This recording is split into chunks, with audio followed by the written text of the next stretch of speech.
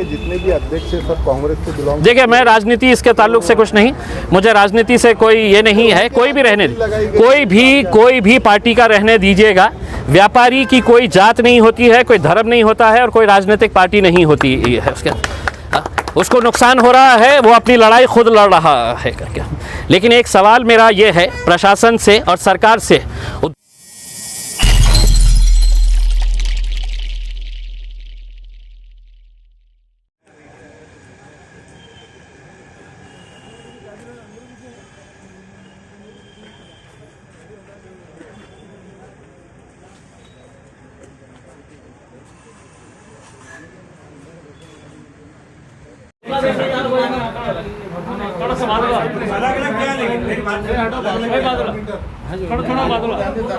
पीछे आओ, पीछे आ जाओ, पीछे आ जाओ, सर आगे पीछे पीछे आओ। साहब सुनिए, अगर ये शहर को अच्छे से करने का है सर, ये अधिकारियों की हम दादागिरी सहने के लिए आए नहीं है सर। एक महीने से है तो दुकानें बंद करके रखे हुए, हियरिंग लेने का है बोल रहे हैं। एक महीने के बाद हियरिंग ले रहे हैं। आज के दिन सारी दुकानें खुली है, उसमें ये इनका बोलना ये है कि जितनी बड़ी दुकान है उतना बड़ा फाइन लेंगे। मेरा ये कहना है, अगर इनकी बड़ी दुकान है, 50 लोग उसके अंदर काम करते हैं, इन्होंने कुछ पैसा दिए, ये जो कुर्सी के ऊपर बैठे हैं ये मजदूरों के लिए बैठे हैं, लेबर ऑफिसर है ये। वो दुकान वालों ने कोई हत्या नहीं की है, कोई बलात्कार नहीं किए हैं, कोई चरस गांजे का धंधा नहीं किए हैं कि एक महीना है तो इनको बंद करके रख रहे हैं। और आप बोलते हैं कि कलेक्टर बोलता है, इनको बोलते हैं, ये बोलते हैं कि नहीं कलेक्टर के पास जाओ करके। इन्होंने कुछ पैसा दिए है क्या ये बताइए? 1 महीने से ये सबकी दुकानें बंद है। तो सबके पास काम करने वाले लोग हैं, सबके पास मजदूर लोग काम करने वाले जो लेबर लोग काम करते हैं दुकानों के अंदर, इनको पैसा दिए क्या? इनकी जिम्मेदारी है वो लेबर का हित जपना करके। ठीक है, कहाँ है वो दुकान वाला? 11 की जगह 11:15 बजे हुआ है साहब। ये 11:15 बजे है तो इसकी दुकान हुई है। ये क्या कमाता है, क्या खाता है साहब? कुठली माझं गिफ्ट मी महास्थान हे विकत होतो, जालना रोड. जालना रोड कोणता एरिया? पोलीस स्टेशन उस्मानपुरा नहीं था जालना रोड म्हणजे एजेंसी है एजेंसी। सर हमारी तो बंद दुकानें मार दी उन्होंने सब। और मैं बोला मैं मास्क देने आया था उससे मेरा खाली 15 मिनिट सर। घरात काय आपले काय पुरते आणि माझे 3 महिन्याचं दुकानाचं किराया म्हणजे ते मालक म्हणतो तुला उघडू देणार नाही, आता तर सील लागलेले म्हणे तू खाली कर दुकान। सर इंसानियत के नाते बात करिए सर, मतलब कायदे कानून अपनी जगह के ऊपर है सर। इंसानियत के हिसाब से बताइएगा, ऐसे ऐसे लोग हैं साहब कि मतलब 8 तारीख से दुकान बंद है, 300 रुपये कमाता है सर, 300 रुपये। मर जाना क्या? ये लोगों ने मारना क्या? मैं को फांसी देने से कोई पर्याय नहीं सर। ऐसा नहीं है सर, देखिए मतलब कैसा है कि इनको बोल रहे हैं, इनके पास राइट है क्योंकि ये लोगों को बोल रहे हैं कि हम 200 रुपये पर स्क्वायर फीट के हिसाब 200 रुपये पर स्क्वायर फीट के हिसाब से मानते साहब। दुकान वालों ने है तो छुपे छुपे खोले हैं करके उसमें साहब, किसी ने भी शौक से नहीं खोला है। आप ये समझ लीजिएगा, लोगों की अपनी मजबूरियाँ थी साहब। ये आदमी ने है तो अगर उतने लॉकडाउन के पीरियड के अंदर अगर 15 मिनट अगर एक्स्ट्रा वो कर लिया है तो क्या करे है? मतलब ऐसा कौन सा बड़ा गुनाह किया है साहब, ये बताइएगा कि एक आप पूछिए सर। मला प्रत्येकाला सुनावणी इंडिव्हिज्युअल द्यायची आहे आणि तरी इंडिव्हिज्युअल जे काही दंडाची रक्कम अधिकारी को दिखने दो बोला, वो उधर जाए, वो थोड़ा अधिकारी को दिखने दो। तुम्हारे हाथ पीछे लो जरा, थोड़ा पीछे लो साहब। एक ही है, अकाउंट भी एक है, पण सुनावणी करू शकत नाही त्याच्या आधारे नाही दुकान दुकान किती आता काय महानगरपालिकेने सील केली, सध्या पथक निर्माण त्यांनी सील केलेली आहे। आता ते सील ओपन करण्यासाठी प्रोसिजर ही आहे की प्रत्येकाला सुनावणी द्यायची, त्याच्या क्षमतेनुसार त्याला दंड करायचा आणि तेवढ्या दंडाची त्यांनी भरणा करायचा आणि मग आपण त्याला आदेश पारित करून आपण त्याला सांगणार की दुकान सुरू कर। सर मैं आपको एक बात बताता हूँ, फूल मंडी के ऊपर मिलन मिठाई भंडार है, दोपहर में 2 बजे सील लगाए इनके अधिकारियों ने, उसके ऊपर सील लगी हुई है। शाम में 5 बजे है तो वो दुकान खोल दी गई। मैंने पत्रकार परिषद लेके मैंने बोला कि अगर दूसरे दिन अगर ये बंद नहीं हुई है, आप ये बताइए मिलन मिठाई भंडार वाला जो है वो करोड़पति आदमी है, इनको कितनी मिठाई गई थी, किस किस को गई थी ये बताइएगा कि दूसरे दिन है तो शाम में खोल दी गई 3 घंटे के बाद। मेरे पास पूरा वीडियो है, पूरे फोटोज़ है कि सील लगी हुई है पुढच्या आदेशापर्यंत। 3 घंटे के बाद है तो किसने खोला, किसके बोलने के ऊपर? पैसा खाए है क्या? अगर पैसा खाए है तो हम जनता के बीच में मैं रोड के ऊपर खड़े रह के है तो ये अधिकारियों के लिए पैसा जमा करके फेंकूंगा इनके मुंह पे। आप बात साहब मतलब इंसाफ की करिएगा उसमें। हम आपसे उम्मीद ये कर रहे हैं कि यहाँ पर ये जो नाटक चल रहा है, ये कलेक्टर को बोल रहे हैं, कलेक्टर बोल रहा सुनावनी लो, एक एक महीने के बाद सुनावनी साहब क्या करेंगे बोलिए ना। इसकी सुनावनी करके आप क्या करने वाले हैं? 200 रुपये 300 रुपये कमाने वाला ये आदमी, त्यांच्यावर भी काही तांत्रिक अडचणी आलेल्या आहेत, वरिष्ठाकडून आदेश कुछ नहीं है साहब, सिर्फ अधिकारियों की दादागिरी है। मैं बोल रहा हूँ, ऑन कैमरा बोल रहा हूँ। नाही, ठीक आहे, तसं आप मुझे जस्टिफाई करके दीजिएगा सर। मुझे बताइएगा कि मिलन मिठाई भंडार किसके बोलने के ऊपर? सर मैं अभी लेके जाऊंगा, तो बात मेरी जिम्मेदारी। नहीं बंद किसने किया था? खाली करा आपने तो नहीं किया था ना सर? नहीं। मुझे ये बताइए, सवाल इनसे पूछिएगा, मिलन मिठाई भंडार को किसने खोला था? 3 घंटे के अंदर किसने खोला था अगर तुमने सील लगाए हुए थे उसको? आहे का असं काय? नगरपालिकेने केलेलं आहे, तर मला काहीच हे 56 म्हणजे- झालेले साहेब तुमचे अधिकारी सही द्यायच्यावर जरा थांबा हो, मी बोलतोय ना. बोला. आणि थांबा ना, मिठाईचं साहेब. दुकान जे होतं त्याला खरं तर लॉक म्हणजे सील लावायलाच नाही पाहिजे होतं. तिथे डेप्युटी कलेक्टर गेले होते, त्यांना ते कळलं नाही आणि ते सील लावलं म्हणून ते चुकीचं लावलं म्हणून त्यांनी ते ओपन करायला. हॅलो, मिठाईच्या दुकानांना म्हणजे नमस्कार. खाद्यपदार्थाच्या दुकानांना त्यांचं हे होतं, कारण ते पॅक करून बाहेर देतात. आतमध्ये बसून आपण सारखं कोणाला देता येत. अशा कित्येक दुकानांना सील लावलेल्या खाद्यपदार्थांच्या सर 2-3 शेअर झाले. ते अधिकारी काय म्हणतो की 200 रुपये स्क्वेअर फीटच्या प्रमाणे कोणत्या दुकानवाल्याला 80,000 1,00,000 रुपये. मला हे सांगायचे आहे कलेक्टर साहेब, एक महिना उलटलेला आहे, याच्यामध्ये असे लोक आहे की जो 200-300 रुपये कमावणारे लोक आहे. आपण काय आहे, आपण लेबर कमिशनर ऑफिस आहे ना, हे लेबर ऑफिसर जे आहे ना त्यांची जबाबदारी लेबरांच्या हित जपण्यासाठी आहे. त्या ज्या कुर्सीवर बसलेले आहे ना ते त्यांच्यासाठी बसलेले आहे सर. मग यांच्या मला फक्त एक उत्तर द्या कलेक्टर साहेब मला एक उत्तर द्या की या गोरगरिबांना इयरिंग मग मिलन मिठाई भंडारकडून कोणाला मिठाई आली होती ज्याच्या अनुषंगाने 3 तासानंतर हे उघडण्यात? नाही मला ते उत्तर द्या. मी सगळ्या लोकांची जबाबदारी मी घेतो साहेब. मी सगळ्यांना बाहेर काढतो.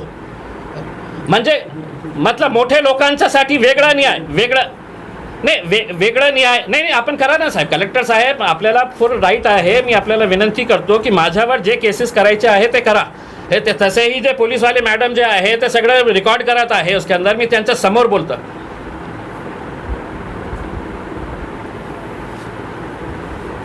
कलेक्टर साहेब 8 तारखेपासून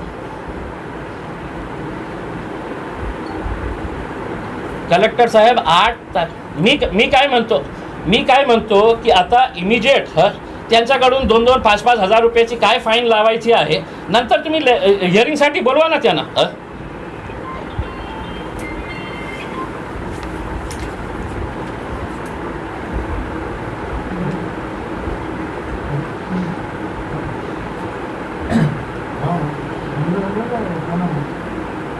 सर फाईन तर सोडा सर.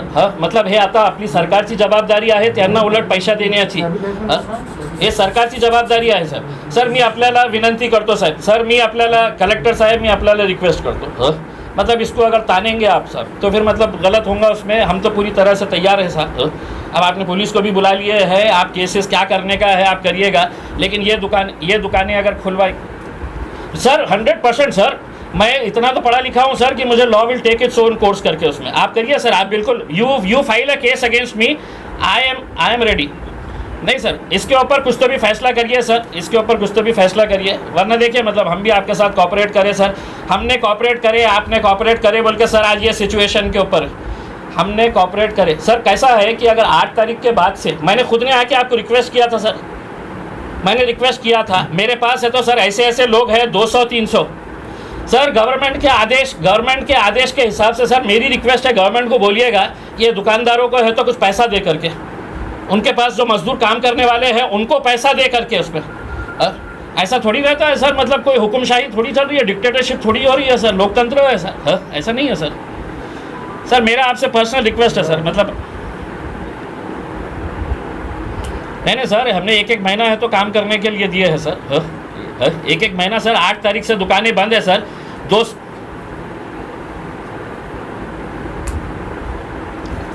नहीं रुके ना सर. वो भी रात तक रुकेंगे, हम भी रुकेंगे सर. रात तक कोई मसला नहीं है सर. पूरे शहर को जमा करेंगे हम उसमें. आज ये 40 दुकानदार है, कल के दिन है तो और 200 दुकानदार होंगे उसके अंदर. हम भी तैयार है. नहीं कुछ सर देखिए, मतलब सर मैं पब्लिक रिप्रेजेंटेटिव की हैसियत से बोल रहा है, कुछ ऐसा सॉल्यूशन निकालिए कि जिसके अंदर आप लोगों का भी नियम रहे और इन लोगों का भी ये रहे करके उसमें।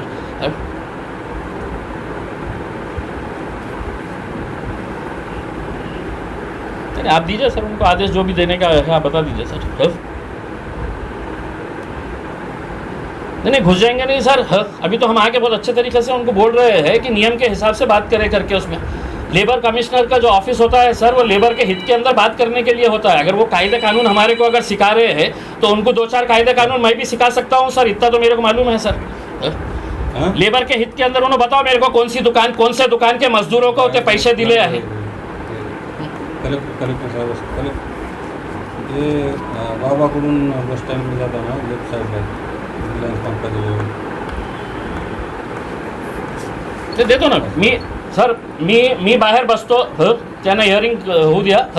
आणि म्हणजे जे हिअरिंग आहे आणि जे फाईन आहे ते रिजनेबल फाईन याच्यासाठी आम्ही म्हणतो की समजा त्यांनी दुघडलं असेल सर। एक दुकानवाला आहे 11:15 बजे, काय नाव आहे? ललित कुमार 11:15 बजे 11 वाजता त्याला फाइन केलेली आहे। ते मला वाटतं कि दिन भर काम करेगा ना तो 200-300 से ज़्यादा नहीं कमाने वाला है करके। अब उसको आप इस तरह से अगर बिठा के रखेंगे और उसकी हियरिंग लेके उसके अंदर रियलिस्टिक आप फिक्र करिए, मैं बाहर कुर्सी लगा के बैठता हूँ या ज़मीन के ऊपर बैठता हूँ।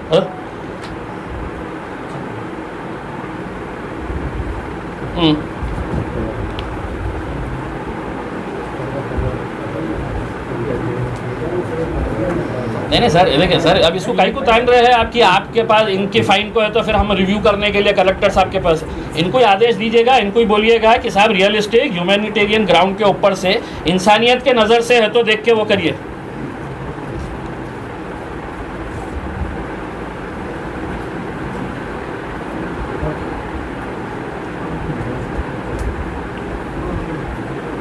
नहीं ठीक है ना सर, मैं खुद रुकता हूँ सर। इनके जितने भी दुकानदार है मैं बाहर बैठता हूँ, इनको बोलिएगा हियरिंग लेके है तो रियलिस्टिक फिगर के हिसाब से ये कर दे सर। ठीक है सर, ठीक। उनको ऑफिस में काम करने देते सर, एसी भी लगवा के उनको बिठा देते हैं, कोई प्रॉब्लम नहीं सर। बिल्कुल बिल्कुल सर, हम बाहर जा रहे हैं, मैं बाहर लेके जाता हूँ सबको। ठीक है सर।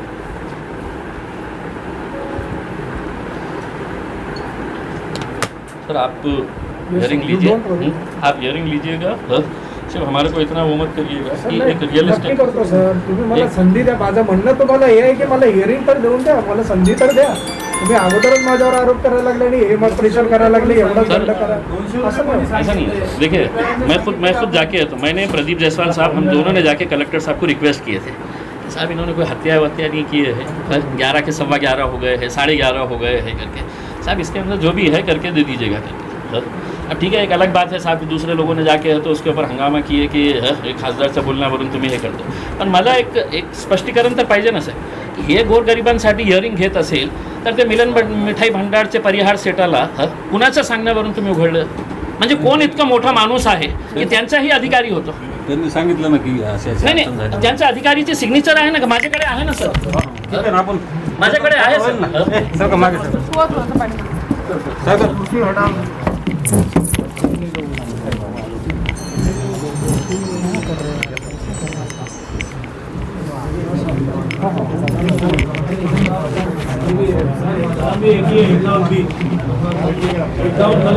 सबको अलग अलग कलम भी नहीं है।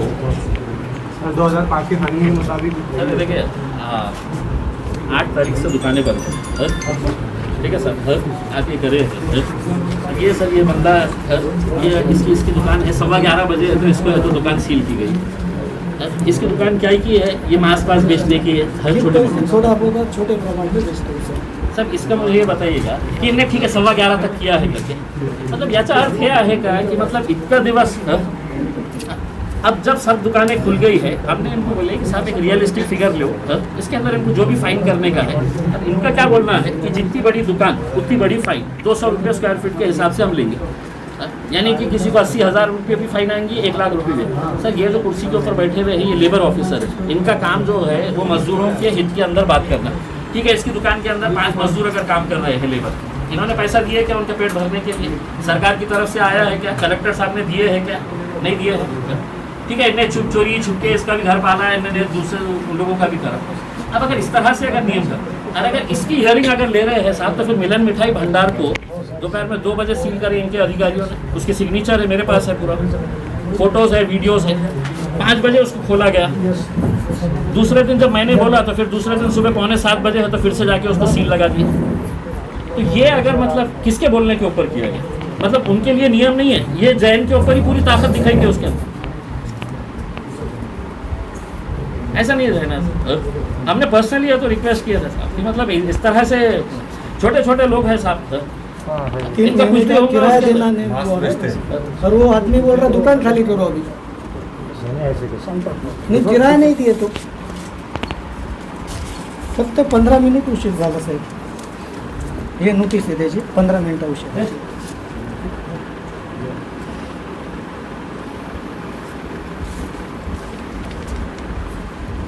11:15 बजे। क्या गुनाह किया ऐसा बताइए ना? हत्या की, बलात्कार किया, कोई नशे का कारोबार कर रहा था उसके अंदर, छोटी बोल रहे हैं तो और मेरा उधर पर मास्क और वो बेच रहा साहब, उसको ये नहीं लगता ना छोटे प्रमाण पे मास्क प्राइस की दुकान में मास्क बेच रहे हैं। हाँ मास्क और वो जो वेपराइजर। दुकान का अपना शॉप पे नाम क्या है? ये गिफ्ट एंड टॉयज है। तो गिफ्ट एंड टॉयज की दुकान में आप मास्क बेच रहे हैं। मास्क छोटे प्रमाण में सर। नहीं चलो कोई बात नहीं, इतना उतना चलेंगे। तो अभी किराया सेट बाकी बच्चों का 3 महीने का किराया देना रह गया सर। वो लेस बेचने वाला कहाँ है? वो लेस बेचता जो चाय वाले है, टेलरिंग विसूर देऊन आलो साहेब। दिला का तुम्ही खुलासा दिलाय का? हा खुलासा पण दिला साहेब कलेक्टर साहेबांना आणि कामगार आयुक्तांना।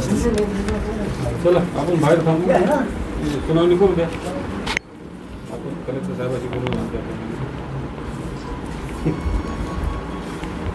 काहीतरी एक असा गोल्डन मीन सगळ्यांचं यांचं पण उद्या कायद्याचं पण उद्या काय झाले नाही, एक हा पण मुद्दा आहे ना की आता ठीक आहे यांनी आता गिफ्ट अँड टॉयजच्या दुकानामध्ये, खेळण्याच्या दुकानात मास्क विकले, ठीक आहे, उद्या छोट्या प्रमाणात सर।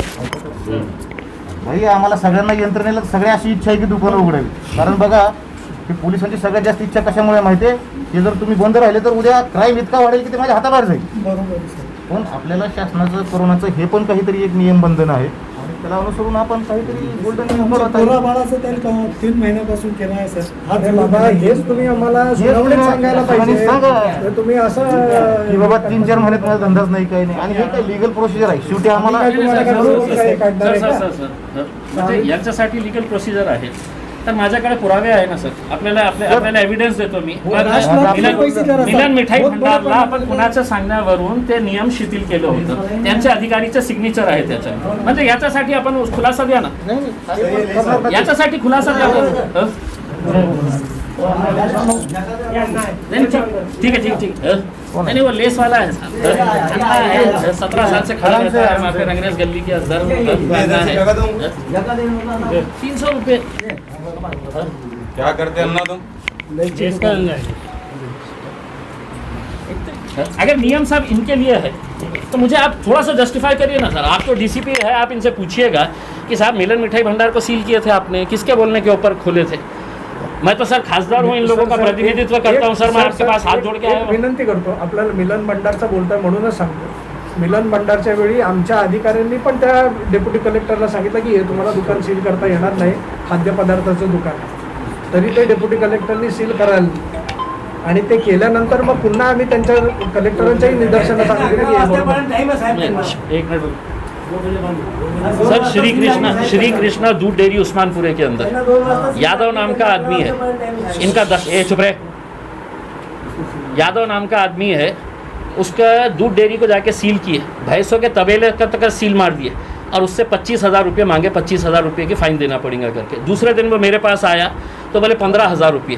मैंने बोला कि अगर कल 1 बजे तक अगर नहीं खोले, दूध डेयरी की दुकान है, एसेंशियल कमोडिटीज़ के अंदर अगर नहीं आता है तो उनको समझाने के लिए मैं जब उसको बोला कि 1 बजे मैं आ रहा हूँ करके, तो उनका दस्ता गया सर जाके और 500 रुपये फ़ाइन लिया उससे। बोले साहब हमने फाउटी फाड़ दिया है, कम से कम 500 रुपये लिए करके। नाम के साथ बोल रहा हूँ उस्मानपुरे में श्री कृष्णा दूध डेयरी। मतलब वो अगर हमारे पास नहीं आया तो तुमने है तो 25,000 रुपये मार देता आपने दिए हैं ना उसको, मैं आपको नाम के साथ बोल रहा हूँ। आप उसको बुला के उसकी हियरिंग लीजिए कि पहले दिन 25,000 मांगे, दूसरे दिन है तो 15,000 मांगे, तीसरे दिन जब मैंने बोला कि ये दूध डेयरी बंद कैसा हुई तो 500 रुपये की फाईन लेके छोड़ डाले। मतलब ज्यांच्यासाठी कोणी बोलायला आले हा तर ठीक आहे आपण सेटलमेंट करू करके, मग यांच्यासाठी अगर आपण हिअरिंग घेत असेल तर मला स्पष्टीकरण द्या की मिलन मिठाई भंडारला कोणी सांगितलं होतं, कोणाचं सांगण्यावरून आपण उघडली होती सर? मतलब कोणीतरी हे स्वीकारायला पाहिजे ना की हो आम्ही मिठाई खाल्ली, आम्ही पैसे खाल्ले, काहीतरी असेल ना. किंवा आम्हाला मुख्यमंत्री साहेबांचा फोन आला होता की उघडायला, तर आम्ही उघडलं करते. म्हणजे कोणीतरी काहीतरी सांगा ना मला. चौकशी बिकट लावून दे नेमकं काय झालं ते. डॉक्टर साहेबांकडे रिपोर्ट 2-3 एजन्सी वेगवेगळे इन्व्हॉल्व म्हणतात ते डेप्टी कलेक्टर साहेब वगैरे त्यांच्याकडे अशाची तक्रार केली वेगळं. मला जे 56 लोकांची यादी दिली तेवढ्यातच मला हिअरिंग द्यायचं, मला काय बाकीच्यांची थोडीच आता आपण काही करू जसं आता आम्ही करतो युद्ध पातळीवर काम केलं सकाळी 9 हो, वाजता. आज सकाळपासून आम्ही तेच सुरू केलं होतं की सकाळपासून प्रत्येकाला हिअरिंग देऊन आजच्या आज यांची दुकानं उघडायला लावायची. हा जे काय असेल ते पण तुम्हाला ते कारवाईच करता आली नाही, आता अर्धा दिवस आपला गेला. नहीं नहीं सर सर सर अपन काहीतरी इनका सुरू करू इनका शकतो. आर्ग्यूमेंट क्या है कि जितनी बड़ी दुकान रहेंगी उतना बड़ा है तो हम फाइन करेंगे करके, ये इन्होंने मुझे भी बताया है. सर ये समझ लीजिएगा, ये बंदे की दुकान के अंदर अगर 20 लोग काम करने वाले हैं, सरकार की तरफ से वो 20 लोगों के पेट भरने के लिए उन्होंने कुछ दिए थे कि ये तो लेबर के ऑफिसर है, इनका काम है तो लेबर का हित को जपने का है. इन्होंने दिए थे, कलेक्टर ने दिया था या मुख्यमंत्री साहब के पास से कुछ पैसा आया था? लेकिन अपन कोई नहीं, ठीक है, उन्होंने गलती की है ना सर, उन्होंने गलती की है, हम भी मानते हैं सर. इतने दिनों के अंदर तो सर बड़े बड़े क्राइम करके है तो लोगों को जमानत मिल जाती है. ये तो मतलब इतना बड़ा ऐसा ट्रीट कर रहे हैं कि बहुत बड़ा ऐसा कौन सा ये किए है. ये क्या कमाएंगा सर, कितना कमाएंगा, कमा के कमाएंगे? तो जो भी आपण एक रिअलिस्टिक फिगर के उसके ऊपर सबसे यांच्याबरोबर पण चर्चा करू, तुमच्याबरोबर चर्चा करू, यांच्याबरोबर. आणि उद्या सोडून असं पण नाही वाटलं पाहिजे की बाबा आपण कोरोना काळात दुकान उघडलं, कायदा कसा मोडला तरी चालून जाते.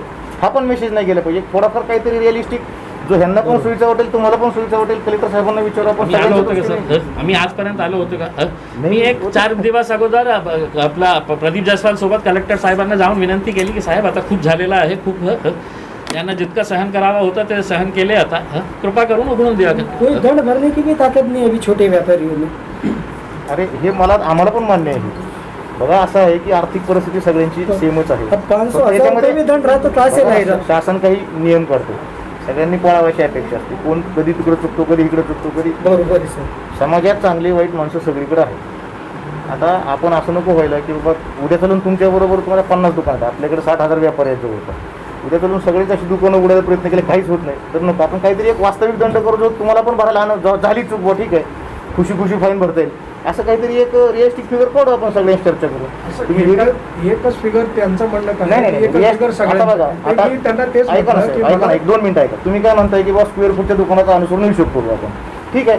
बाबा असं पण होणार नाही. त्याचं आता काय त्याची पेइंग कॅपॅसिटी आहे, तो हा, काय yes, विक्री yes. करतो, त्याच्याकडे किती काम करायचं, तात्पर्य थोडं आपण सहानुभूतीनं बघू. आपला समाज आहे, सहानुभूतीनं बघू. बरोबर. आपला आपलेच समाज लोक आहे, आहे, आपलेच दुकानदार आहे, आपलं शहर आहे, आपलेच व्यापारी पेठ आहे, असं Exactly. क्या बोलतो? मतलब दॅट्स व्हॉट वी थिंक की बाबा एक रिअलिस्टिक फिगर काढू काहीतरी सगळ्यांनी चर्चा करू. या काळात पेइंग कॅपॅसिटी आपण कसा असेस करणार?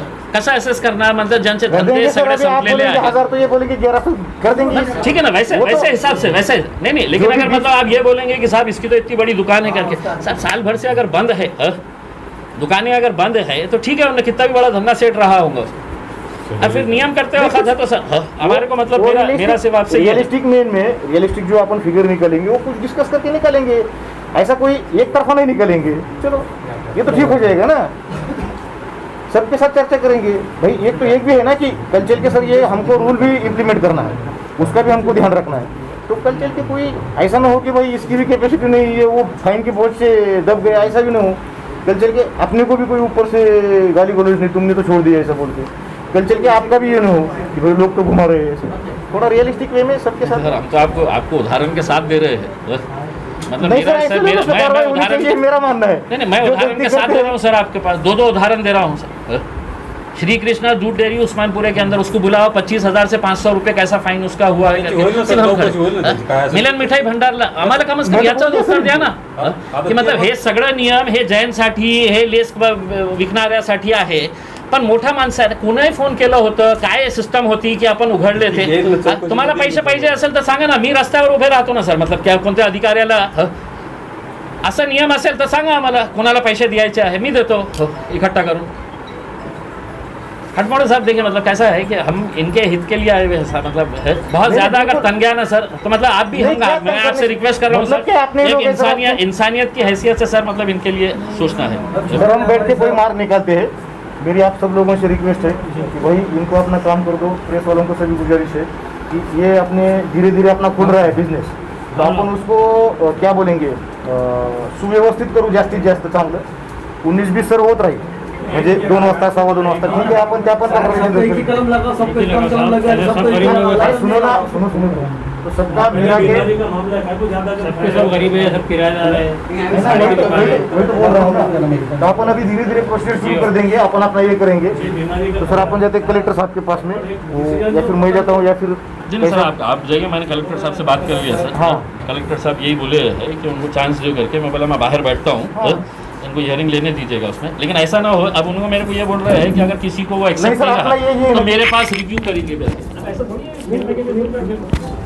एक ही हुई कि भाई फाइन कितना होगा हियरिंग तो चलने दीजिए. अपन सोचेंगे सर ठीक है बाहर बैठेंगे। ठीक है अपना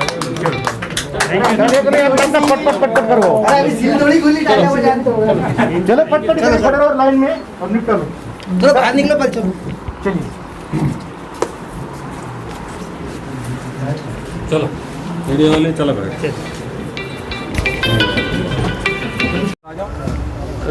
थोड़ा सा ये लॉकडाउन पीरियड में प्रशासन की तरफ से, महानगर पालिका की तरफ से, लेबर डिपार्टमेंट की तरफ से कुछ दुकानों के ऊपर कार्रवाई की गई थी. इनका गुनाह ये था कि ये लोगों ने 11 बजे की जगह 11:15 बजे तक दुकान चलाई, 11:30 बजे तक दुकान चलाई. इनकी दुकानों को सील कर दिया गया था. एक अंदाजे के हिसाब से 150 के करीब दुकानें हैं ऐसा बताते हैं कि जिनको 56 दुकानें. तो ये दुकानों को सील किया गया था. 8 तारीख से 8 मई से ये दुकानें सील है. आज 1 जून है.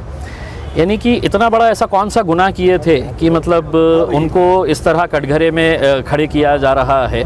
और एक जैसा घिनौना कोई अपराध करते हैं, चाहे वो बलात्कार हो, हत्या हो या नशे का कोई कारोबार कर रहे हैं, उस तरह से उनके साथ ट्रीटमेंट की जा रही है. हमने खुद ने जाकर कलेक्टर साहब से विनती की थी कि साहब इनको जो भी छोटी मोटी फ़ाइन है वो फ़ाइन ले लीजिएगा. ठीक है, इनसे अगर कोई गलती हुई है तो वो उनकी मजबूरी थी कि उनका पेट भरने के लिए, उनके पास काम करने वाले कर्मचारियों का पेट भरने के लिए उन्होंने ये किया है. लेकिन उसके लिए 1-1 महीना अगर दुकान बंद करके रखेंगे तो ये गलत बात है. आज जब है तो ये लॉकडाउन के अंदर रेस्ट्रिक्शंस छोड़ा गया है, तो यहाँ पर लेबर कमिश्नर ऑफिस के ऊपर यहाँ पर उनको बुलाया गया और यहाँ पर उनको ये बोला गया है कि जिसकी जितनी बड़ी दुकान उसका उतना बड़ा फ़ाइन रहेगा. और जो बताया गया है कि 200 रुपये पर स्क्वायर फीट के हिसाब से है तो ये फ़ाइन है तो लगाई जाएगी. यानी कि किसी दुकान को 50,000 हो सकती है, किसी को 70,000 हो सकती है, तो किसी को 1 लाख रुपये भी फ़ाइन हो सकती है.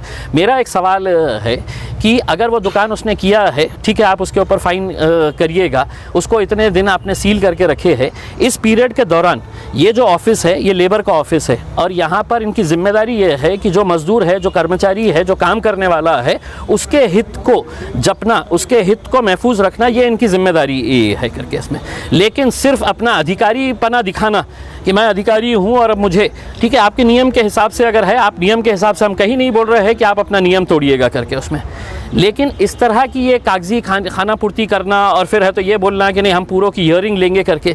200-300 रुपये कमाने वाले लोग, 200-300 रुपये कमाने वाले लोग, उनको 1-1 महीना बंद करके रखना, ये कौन जस्टिफाई करता है इसको? और कौन उनके लिए लड़ रहा है, कौन उनके लिए खड़े रह रहा है? कोई नहीं खड़े रह रहा है. यानी कि वो मज़दूर को अगर है तो आज उन्होंने 20,000 रुपये भी अगर उन्होंने दुकानदार वाले को लगा दिए हैं तो उनको मजबूरन देना पड़ेगा. मेरा एक सवाल है कि ये इतने बंद पीरियड के दौरान क्या मुख्यमंत्री उद्धव ठाकरे साहब ने इनको कुछ पैसा दिए हैं?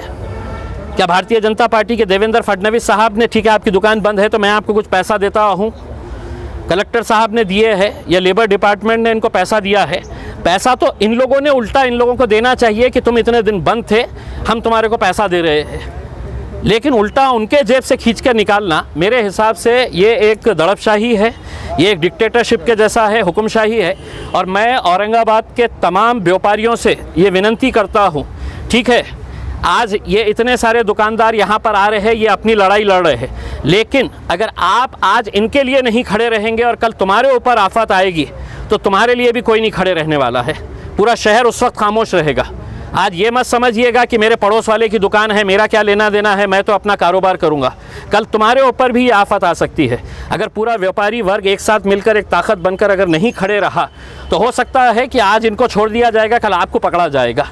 इसीलिए हमने आज के दिन यहाँ पर आकर लेबर ऑफिस में बैठे, हमने कलेक्टर साहब से बात की और हमने उनसे कहा कि आप फ़ाइन लगाइए, लेकिन एक रियलिस्टिक फ़ाइन लगाइए जो आदमी आज के पीरियड के अंदर दे सकता है करके।